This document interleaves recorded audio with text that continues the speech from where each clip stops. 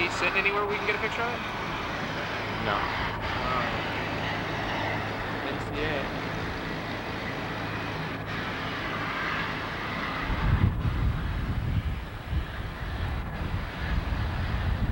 He's probably going to Los Angeles. Oh, NCA? Yeah.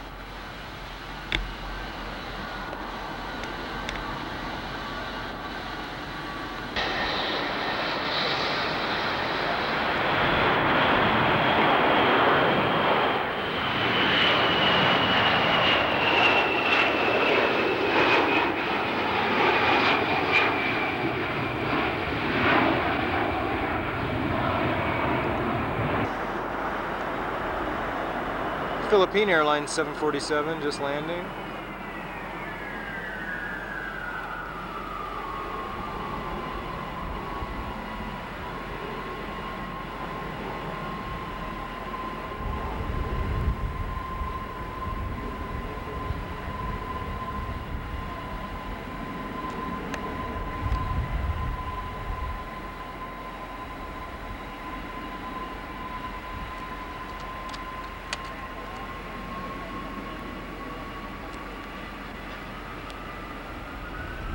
Right there we've got the Aeroflot Aleutian 62 coming in from Moscow. And just a little bit ago we saw him fly overhead. Thank you. Hold short of runway 28 left. Yes, sir. 2021 San Francisco Tower, runway 1 left, taxi into position on all traffic. We're losing there for a minute. 66, check. We'll pick him up here. 343, 10 out. Whoops. Northwest 343, San Francisco Tower, change to runway 28 left, cleared land, caution wing turbines, heavy 747 departing the parallel prior to your arrival. Okay, 28 left, clear land on 343. Lufthansa 455, heavy cross, runway 28 left, hold short, runway 28 right. 455, heavy, standing cross, turn left, hold short, right on.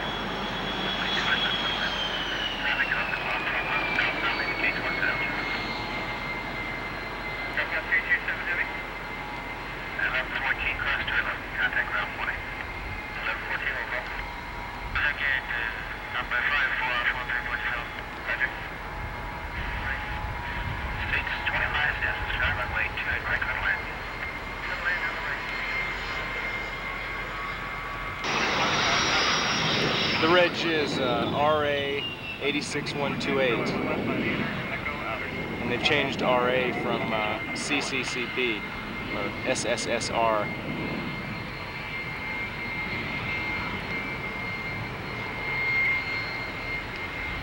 Pretty neat.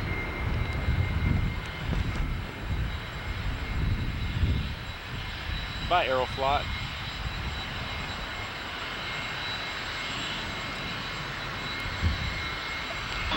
We got a United 737-500 in the new colors.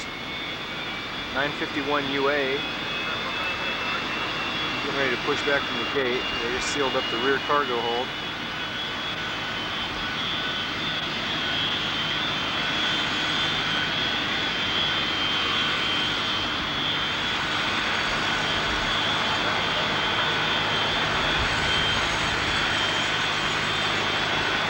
The 7-4 there is 155 UA. It's an ex-American Airlines 123.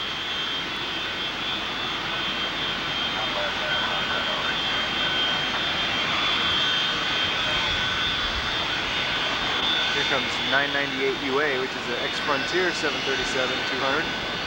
I've been on board that airplane at Phoenix.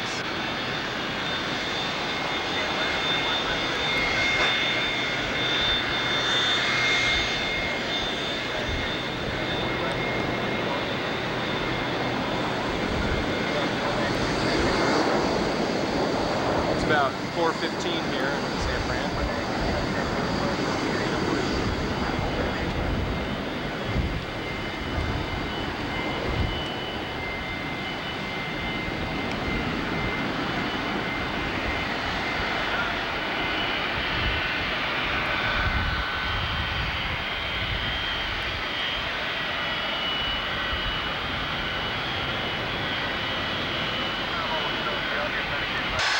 City of Chicago. It only says it on the left side.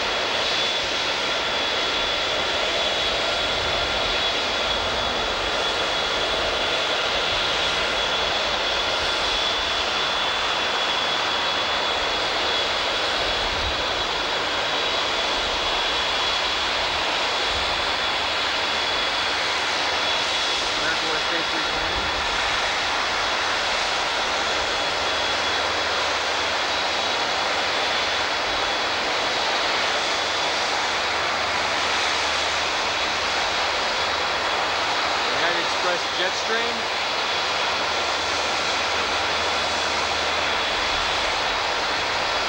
United 76 is waiting for 73 there to cross the runway before he can take off. Same for that Brasilia, one left.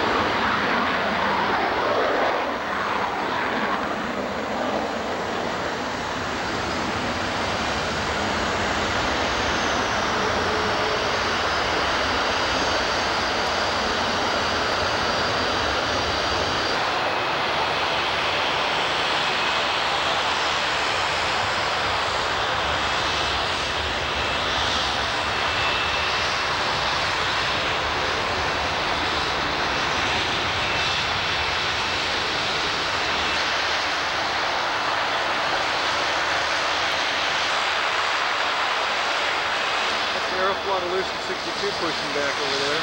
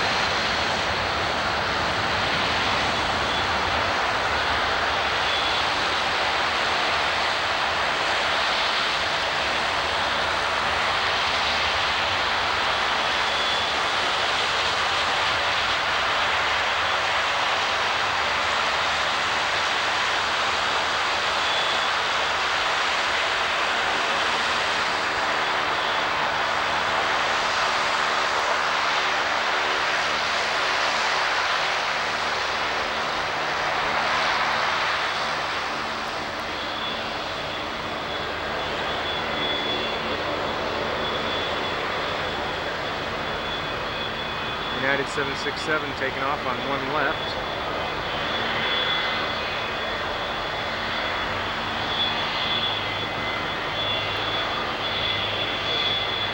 American Eagle Jetstream moving into position.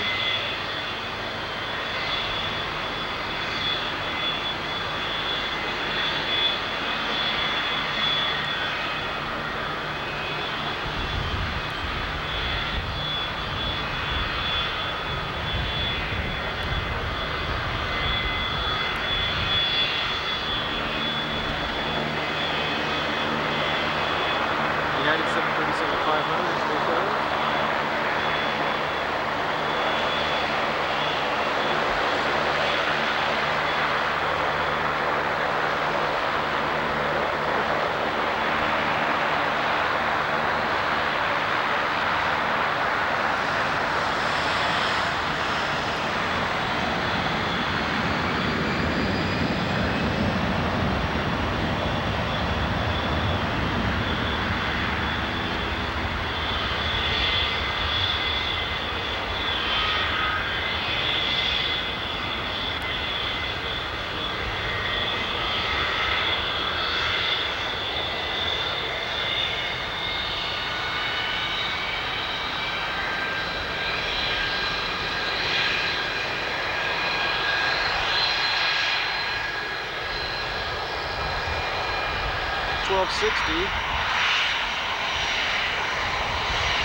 Cactus 1260 is going to Phoenix, and Mike Musevich is on that plane.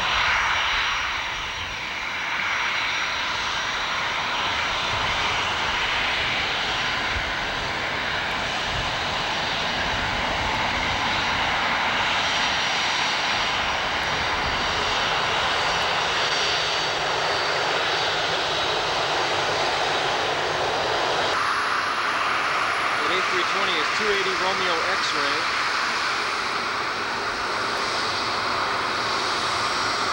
280 Romeo X-ray is a lease from Oryx Leasing Company.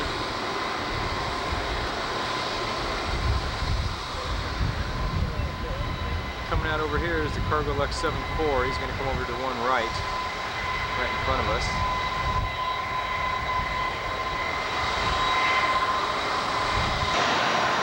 Alaska 73400, November 762, Alpha Sierra.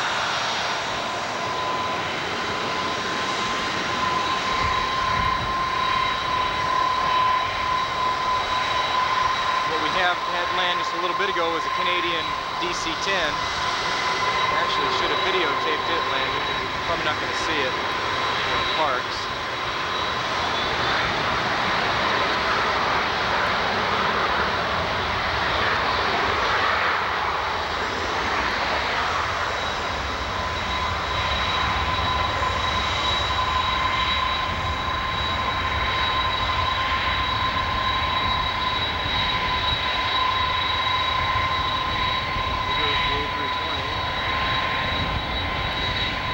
Not 7:04, it's actually just a little after 5.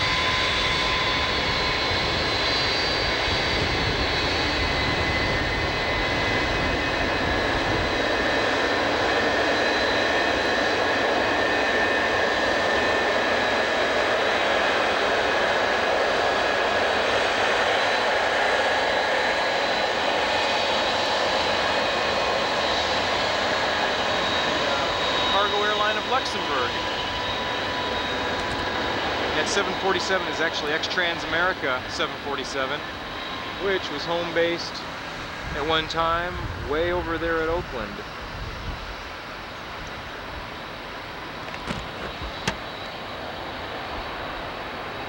And I can get it to zoom. They actually, the Oakland Airport's way over there across the bay, and that, I think that white building that's illuminated there is the United Airlines maintenance hangar, which used to belong to World Airways.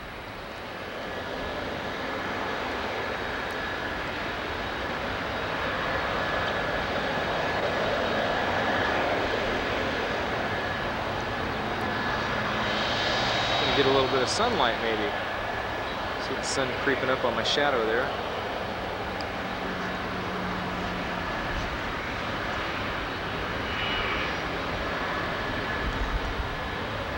Down a little bit on the car and bounce around a little bit.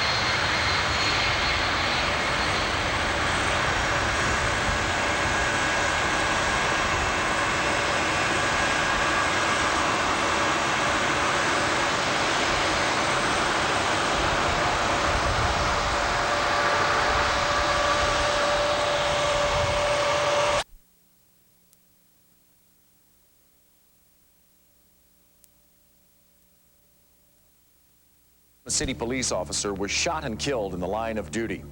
The city's police force and the officer's family were devastated by the death. But during this time of grief and sorrow, a video camera happened to record another brush with tragedy. This story begins with a frantic call over police radio. The silent hold-up alarm at the Long John Silver, 1223 South Meridian.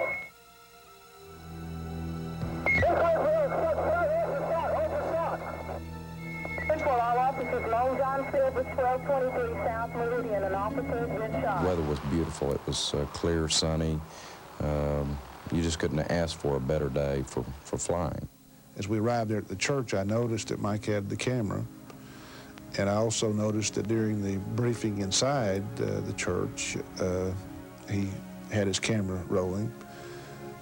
Not being a camera person myself, I mean, I thought that was a little unusual. I mean, not unusual, but different. I brought along my camera so I could record the details of exactly what Chief McBride had explained to their family that followed the death of my brother. So I'll tell you in as much detail as I can, and if I don't give you the level of detail that you want, then you ask me and I'll answer any questions that you have about what happened. He come in, he had a diagram, he showed us what happened, where the killer was, where Warren was. The suspect bolted out, pushed this door open, and the shots were fired in just a matter of probably less than a second. He showed us the rap sheet of this guy, 2, 3, 4 foot long. We just needed to know for our own self what happened. And he was nice enough to come down and explain it to us. Well, I know it's tough for you, but I don't want it to be tough because there's something that we could have told you that you don't know. After Chief McBride had finished talking to the family, I had a few more minutes of battery life left, and I thought I'd photograph my grandson as they showed him the police helicopter. Brandon, what are you doing? You like that? Chief McBride was running short of time, and they had to get back to Oklahoma City. So we got Brandon out of the helicopter, stood back and watched him take off.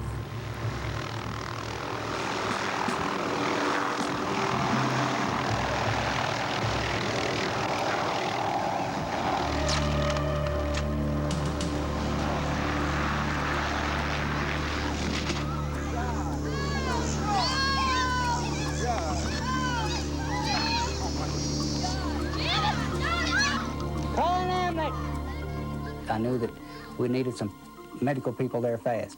The family was under a lot of stress, a lot of strain that day, and my God, there's going to be more of it. It was like an eternity that we, from the time we hit that wire to the time we hit the ground, I thought we would never get to the ground. And then when we did, it was just chaos. I was just too stunned to do anything except keep pressing the red button and hold my eye to the viewfinder. We're wanting to get out because every movie that I've ever seen on a helicopter, when it hits, it explodes, and that's what I'm thinking. It's going to blow up. I just had the feeling that this was it, that we were not going to live through this. He got the engines to shut down. We unbuckled the seat belts and were able to then crawl out of the helicopter. I wanted to grab him and hug him. I was so happy for him. It wasn't until after the crash that I learned that the number of people who survived helicopters running into highline wires is pretty slim. Probably truly was a miracle. My Uncle Warren was a very spiritual man. Maybe he was there that day. Warren could have been with us and helped us get through the whole incident, myself, the chief, and the whole family. I thought of him a whole lot that evening. I mean, I want to say, I know you're here, Warren.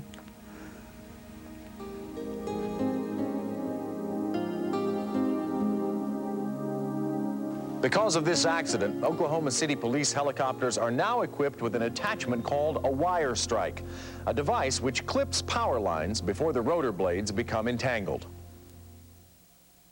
Mr. Prosecutor, call your next witness. Your Honor, the people of the state of California called Mr. Reginald Denny to the stand.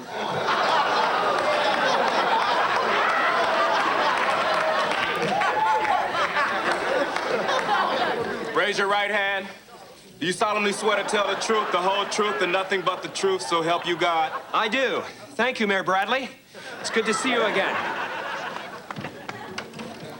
Mr. Denny, do you know why you're in court today? You're Larry Parker, and you're going to get me $2.5 million. No, you're going to tell us about the Los Angeles riots, remember? You were in a truck, listening to some country music, and then what happened? Well, it's kind of hard to put into words, but I could sing it for you. Hit it, guys. I was driving down the block, and my door was unlocked. The riot broke, and I was out of luck. The looters in the street threw me to the concrete. I wish I didn't get out of my truck. I opened up the door, said, what can I do you for? Because you know I'm just a country hick. And then there was a brawl. I got beat up by them all. And then they went and hit me with a brick. Ooh.